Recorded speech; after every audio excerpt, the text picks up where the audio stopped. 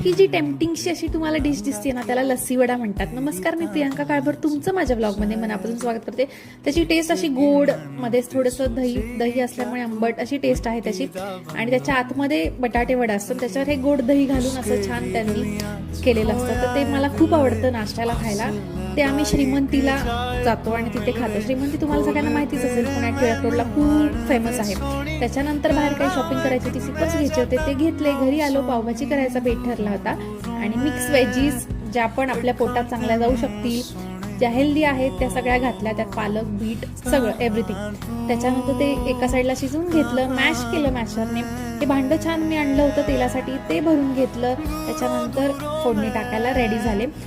Butter आणलं होतं, अमूल बटरशिवाय पावभाजी होऊ शकत नाही. आणि त्यात एव्हरेस्टचा मसाला घालून घरातले काही बेसिकचे मसाले घातले.